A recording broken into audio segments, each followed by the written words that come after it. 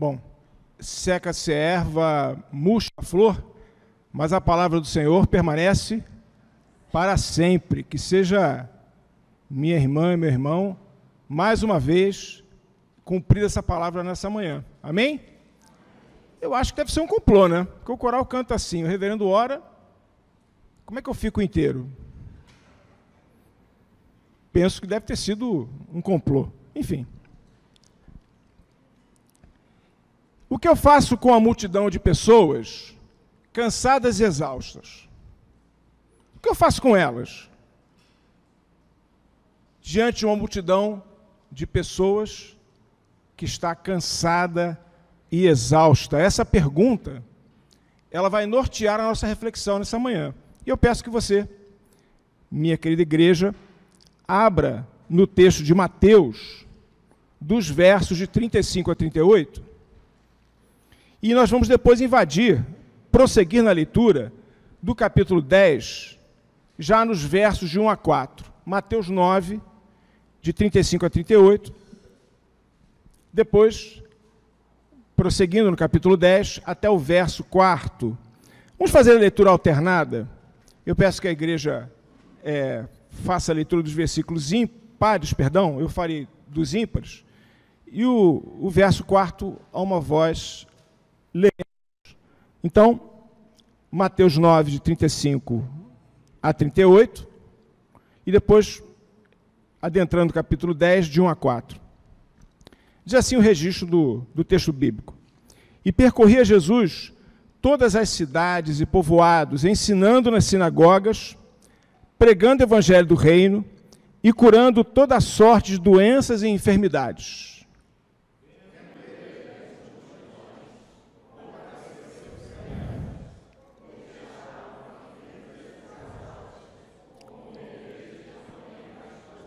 E então se dirigiu a seus discípulos.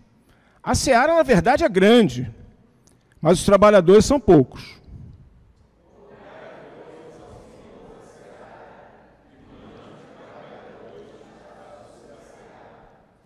Tendo chamado os seus 12 discípulos, deu-lhes Jesus autoridade sobre espíritos imundos, para os expelir e para curar toda a sorte de doenças e enfermidades.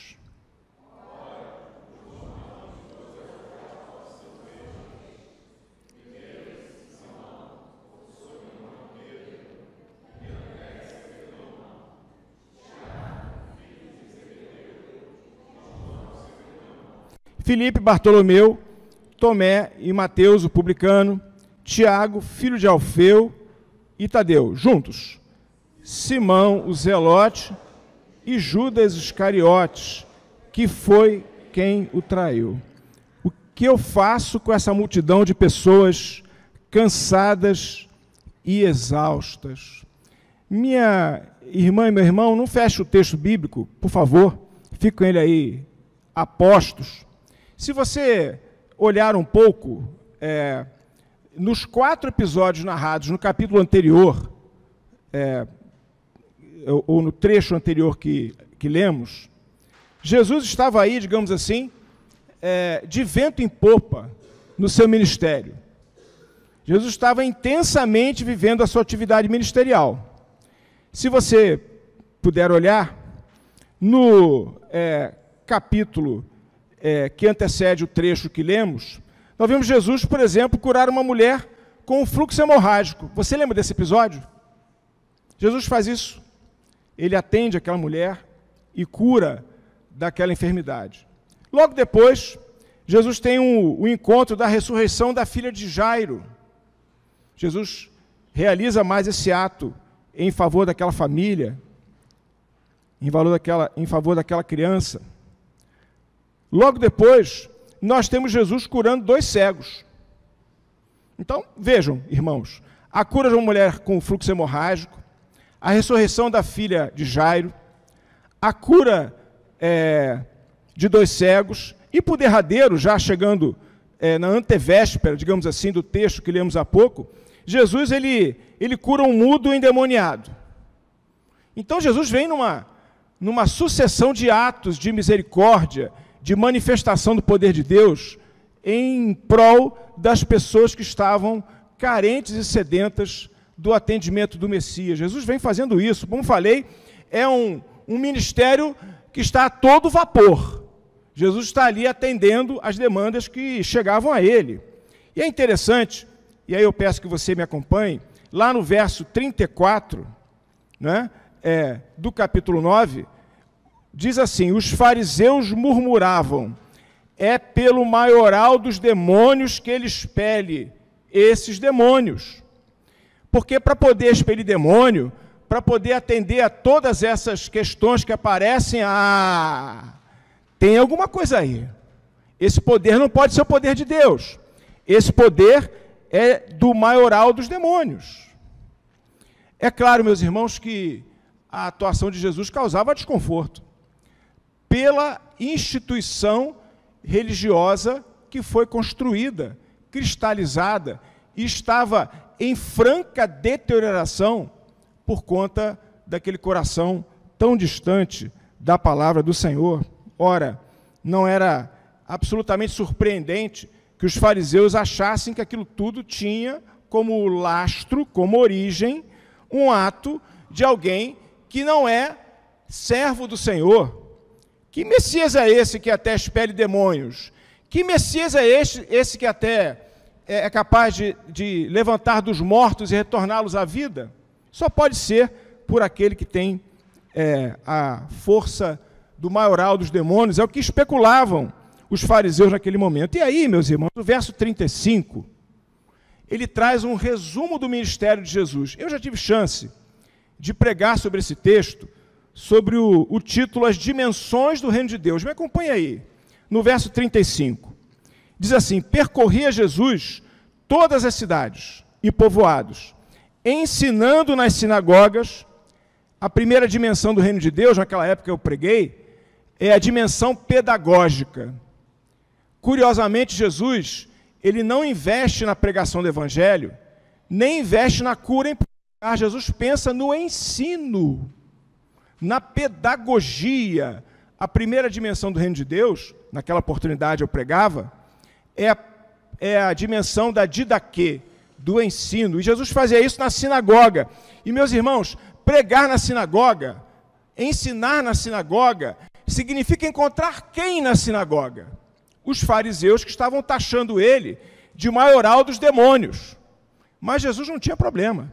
Com ele não tinha tempo feio, ele ia lá, porque ele sabia, meus irmãos, que nenhum reino se coloca de pé se não tiver a pedagogia em primeiro lugar, o ensino em primeiro lugar. E olha, meus irmãos, eu acho que essa ordem de ênfases, ela não é aleatória, ela é proposital.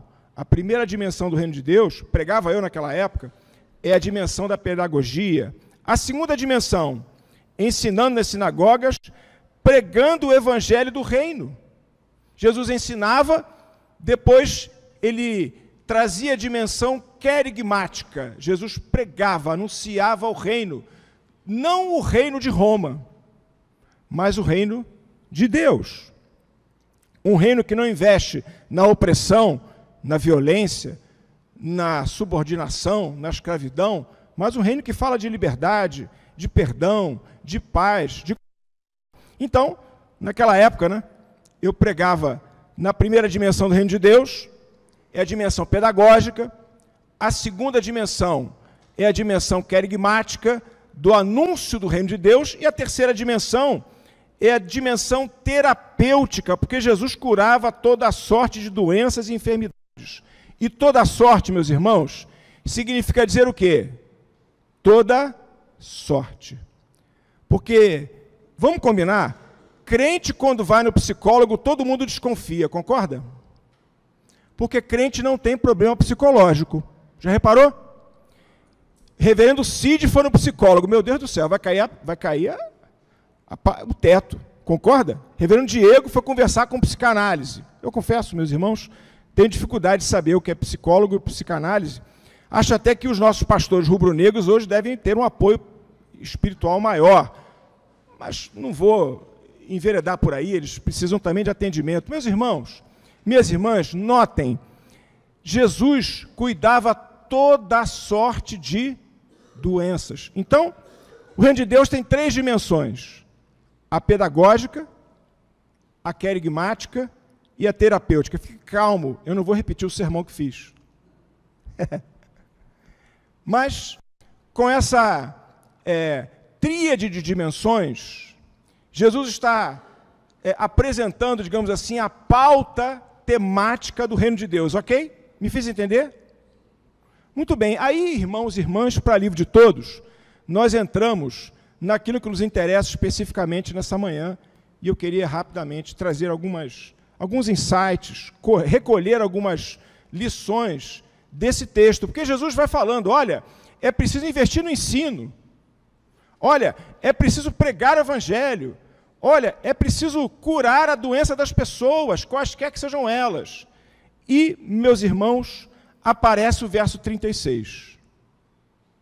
Diz assim: vendo ele as multidões, compadeceu-se delas, porque estavam aflitas e exaustas, como ovelhas que não têm pastor. E aí eu fico pensando, meus queridos pastores e meu presbítero André, que Jesus deve ter perguntado assim no seu coração: o que é que eu faço com essa multidão exausta e cansada? O que é que eu preciso fazer com eles? Porque Jesus olha para a multidão e o texto coloca assim uma certa expectativa. Não sei se você tem essa percepção. Porque primeiro o texto me surpreende de Jesus estar surpreso. Ora, como é que ele não percebeu isso antes? Mas parece que essa informação pega Jesus de surpresa. Mas caramba, essa multidão está exausta, cansada, aflita, como ovelhas que não têm pastor. Meus irmãos, uma ovelha que não tem pastor é uma ovelha que desistiu da vida. É uma ovelha que não encontra saída para ter um caminho alternativo. Uma multidão que é como ovelha que não tem pastor é alguém que desistiu de lutar pela vida. Jesus se depara com essa multidão que estava ali ouvindo ele pregar animadamente e identifica que aquela multidão estava exausta, cansada, sem saída, porque não tinham pastores, estavam sem alternativa. Meu irmão e minha irmã, esse mês é um mês da luta contra o suicídio, você sabia disso? É o Setembro Amarelo. As autoridades públicas não compartilham a informação de quantas pessoas se suicidam no Brasil. Dizem os entendidos que isso seria um ato de estímulo. Curiosamente, trazer a numeração, a quantificação do que isso significa, seria um gesto de estimular o suicídio. Meus irmãos, aquela multidão estava exausta, cansada, como ovelhas que não têm pastor. E Jesus deve ter perguntado a ele mesmo: o que eu faço com eles? E eu queria, rapidamente, meus irmãos e minhas irmãs, trazer algumas colocações, como falei, algumas ideias a respeito disso. Eu queria dizer o seguinte: a primeira atitude de Jesus, que acho que é importante, é aquilo que Jesus não fez com a multidão cansada e exausta. E eu queria que você, junto comigo, pensasse nisso. Porque diante de uma multidão cansada, exausta, como ovelhas que não têm pastor, meus irmãos, nós estamos diante de um cenário convidativo para um proselitismo político. Você vê isso com muita frequência no Brasil. Porque Jesus está olhando para uma multidão cansada e desistindo da vida, era o prato cheio, meus irmãos, para usar aquelas pessoas para um projeto político, para tratar uma trajetória, meus irmãos e minhas irmãs, de um levante de libertação contra Roma. Ora, vamos inclusive agradar os fariseus, eles não estão dizendo que eu sou o maioral dos demônios? Então vamos fazer duas coisas. Vamos, como é que fala? Matar com uma cajadada 2 coelhos. Vamos fazer isso, porque de uma maneira só eu consigo cooptar essas pessoas, uma massa de manobra fácil e refém de uma palavra nesse sentido, e ainda vou conseguir a simpatia dos políticos, dos fariseus, claro, aqueles que não haviam sido corrompidos por Roma, porque havia muita gente que ganhava dinheiro com o Império Romano. Jesus poderia, meus irmãos, ter feito proselitismo político e se colocar como um Messias, pronto para capitanear, meus irmãos, um levante de armas contra o Império Romano. Aliás, essa tentação foi uma tentação crônica em toda a trajetória do ministério do Cristo. Não apenas agora, mas desde a primeira tentação de Satanás. Olha, se você me adorar, dar-te-ei todos os reinos da terra. Sabe, meus irmãos, o caminho da cruz que Jesus escolheu não era um caminho de usar a multidão para proselitismo político. Não. Jesus não fez isso. Jesus, na verdade, optou por derramar o seu sangue para salvar aquela multidão cansada. Jesus apostou no caminho mais difícil para redimir o sofrimento das pessoas. Jesus não estava querendo utilizar aquela multidão como massa de manobra. Jesus não estava investindo no reino humano. Ele não queria, meus irmãos, estabelecer uma liderança política. Então, a primeira coisa que Jesus fez foi não fazer proselitismo político. Jesus optou por não ser um líder daquelas pessoas com esse tipo de proposta. Mas sabe, meus irmãos e minhas irmãs, Jesus também, ele não fez algo precioso. Primeiro, ele não quis ser um líder político, fazer proselitismo político. Não quis fazer isso. Mas ele também, meus irmãos e minhas irmãs, não quis ser um populista religioso. Vamos pensar comigo, uma multidão cansada, exausta, sem saber o que fazer, era o convite para poder lançar mão daquelas pessoas para um populismo religioso. Ah, meus irmãos, essa semana o meu coração doeu tanto, talvez o seu também. E veja, o populismo religioso não é algo do século XXI, certo?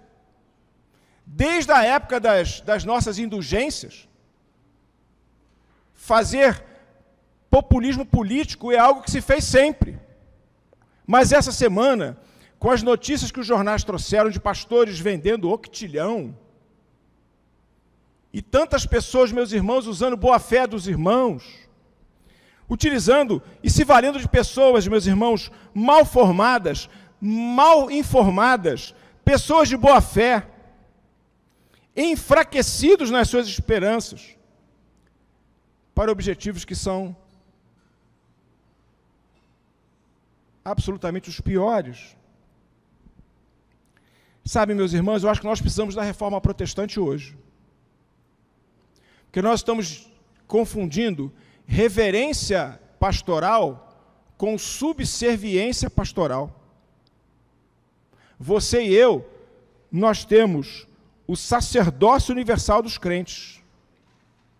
Você e eu, nós temos o livre exame das Escrituras. Isso é falta de escola dominical. Isso é falta daquela primeira ênfase do reino de Deus. É falta de Bíblia, meus irmãos. É falta de senso crítico da palavra do Senhor. Sabe, minha igreja, Jesus não quis fazer proselitismo político diante de uma multidão cansada. Jesus não quis fazer um populismo religioso dentro de uma multidão cansada, não quis fazer isso. Ele não quis abusar, meus irmãos, de uma fé desidratada, de uma fé encolhida, de uma fé sem identidade daquele povo que estava querendo um pastor e não querendo um dominador. Jesus não fez isso. Bom, mas talvez você esteja dizendo assim, meu irmão Eduardo, eu não vim aqui, domingo de manhã, para ouvir aquilo que Jesus não fez.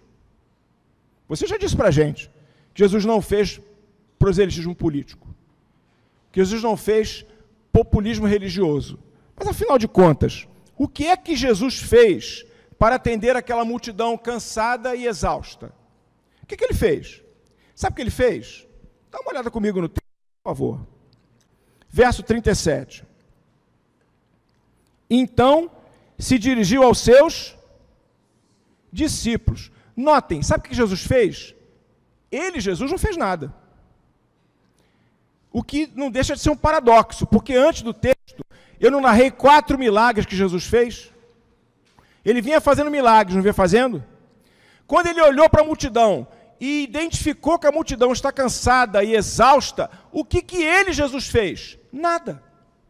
Ele olha para os discípulos, me acompanhe, por favor, no texto. Ele olha para os discípulos e fala assim: a seara, na verdade, é grande, mas os trabalhadores são poucos. Jesus vira para os discípulos e fala assim: olha, vocês estão vendo esse problema? Vocês estão vendo o que eu estou vendo? Vocês estão percebendo essa multidão cansada e exausta? E Jesus continua: por favor, rogai, pois, ao Senhor da seara, que mande trabalhadores para a sua seara. O que Jesus pede para eles? Que eles orem. Porque, meus irmãos, não tem nenhum projeto de libertação que se construa de maneira sustentável e transformadora e libertadora se não tiver joelho no chão. Desculpe dizer o básico, mas nós estamos num momento onde o básico tem que ser dito. É preciso, meus irmãos, caminhar na bênção de orar. Mas sabe o que eu penso? Jesus, quando olha para a multidão, olha para os discípulos, não olha? Fala assim: vocês estão vendo o que eu estou vendo? Orem. O que eu imagino que os discípulos ficaram fazendo? Ficaram assim, né?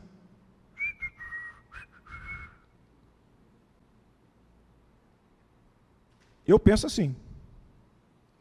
Aí Jesus fala assim: tendo chamado os 12 discípulos, o que ele fez? Ele chamou um por um. Veja o versículo 1, o versículo 2, o versículo 3 e o versículo 4. O que você encontra nesses versículos? Jesus está dizendo o quê, meus irmãos? Nominalmente o nome de cada um. Sabe por quê? Porque o ministério é meu de cuidar daquela multidão cansada e exausta. Jesus falou assim: Eduardo Gouveia, é com você que eu estou falando. E sabe de uma coisa? Eu fiquei pensando em casa se eu deveria colocar o nome de algumas pessoas aqui, mas achei melhor não colocar. Mas eu quero dizer o seguinte: o seu nome está nessa lista. Porque Jesus olhou para você e falou assim: olha, presbiteriano André, reverendo Duzzi, reverendo Diego, estão vendo essa multidão? É para vocês cuidarem dela. Jesus não fez, meus irmãos, proselitismo político. Jesus não fez populismo religioso. Jesus assumiu a responsabilidade pela multidão exausta e cansada. E sabe como é que ele assumiu essa responsabilidade? Convocando a igreja. Vocês não vão ficar sem pastor, não. Vocês não vão ficar sem esperança, sem direção. Estão aqui os meus apóstolos, os meus discípulos. E olha, esse ministério é de vocês. E eu queria dizer, meu irmão e minha irmã, outro dia à noite eu fiz isso. Depois eu fiquei pensando, achei que foi até indelicado com a igreja. Talvez não devesse fazer. Mas eu peço o carinho dos irmãos. Eu fiz assim. Tem uns 2 domingos à noite. Se eventualmente o que eu falei não te interessou até o presente momento, aqueles que estiveram no culto e depois assistiram, perceberam que eu fiz isso. Me desculpem, eu vou fazer de novo. Se você até agora, eventualmente, o que eu falei não tocou o seu coração, eu queria dizer uma coisa para você, que você saia daqui nessa manhã com essa mensagem. Deus está te chamando. O seu nome está nessa lista. Sabe para quê? Para cuidar de uma multidão, meus irmãos, cansada, exausta, que não vem saída para a sua vida, que é como uma multidão sem pastor, estão prontos para dar cabo porque não tem esperança. Jesus está assumindo a responsabilidade da vida delas, cuidando da vida delas, usando como instrumento eu e você. Eu e você. Amém? Amém. Meus irmãos, não é com proselitismo político. Não é. Não é com populismo religioso, mas é cuidando das pessoas, tendo responsabilidade pela vida delas. Nisso, no poder do Senhor, você percebeu que Jesus chamou os discípulos e deu-lhes poder? Que poder é esse, meus irmãos? Bom, esse é um poder transcendente, concorda? Não há dúvida que é um poder transcendente. É um poder que ultrapassa a nossa compreensão. Mas é também, não sei se você lembra, no final do Sermão do Monte, você lembra? No final do Sermão do Monte, como é que estavam as multidões? Depois que Jesus pregou o Sermão do Monte, elas estavam maravilhadas, porque ele falava como alguém que tem o quê? Poder e autoridade. Meus irmãos, de onde vem a autoridade do Cristo? Meus irmãos e minhas irmãs, de onde vem a autoridade do povo de Deus que o Senhor nos entregou? Da coerência da sua vida com a palavra do Senhor. Amém. Por isso, minha igreja presbiteriana de Botafogo, você que me ouve pela internet, participa do culto conosco, aqueles que terão acesso a essa gravação em algum momento, que essa palavra te convoque a você fazer parte desta lista de maneira digna, de maneira plena. Senhor, estou aqui comigo, eu sou um da lista, eu estou presente, eu estou disponível, eu quero salvar essas pessoas, eu quero salvar essas pessoas, eu quero me responsabilizar pela vida delas, pelo destino delas. Os irmãos sabem o meu tablet, né? Enfim, de última geração, né? Aliás, o último da geração, talvez. Eu queria terminar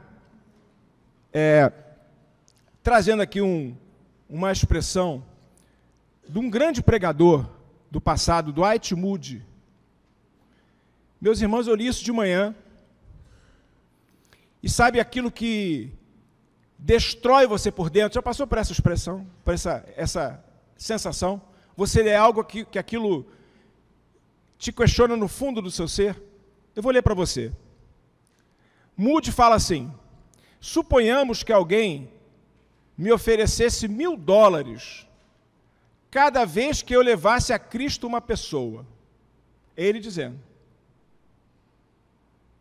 será que com isso a minha vontade de ganhar almas para Jesus seria maior do que a que eu tenho nesse momento? Eu vou ler de novo. Suponhamos que alguém me oferecesse $1.000 cada vez que eu levasse a Cristo uma pessoa. Será que com isso minha vontade de ganhar almas para Jesus seria maior do que a que eu tenho nesse momento? Se assim o for, que medíocre e mesquinha tem sido a minha fé em Deus. Minha querida igreja presbiteriana de Botafogo, Jesus olhou para aquela multidão exausta e cansada, e ele confiou nos seus discípulos para que ela não permanecesse assim. Que hoje, no século XXI, aqui no bairro de Botafogo, que essa palavra possa impactar o seu coração, como impactou o meu, e que nós possamos dizer: Senhor, essa lista, eu estou presente, conte comigo. Nós queremos salvar pessoas e queremos ter uma multidão diferente, uma multidão de pessoas que têm esperança e são livres pelo sangue do Senhor Jesus, que pode transformar o pecador. Que Deus assim nos abençoe. Amém.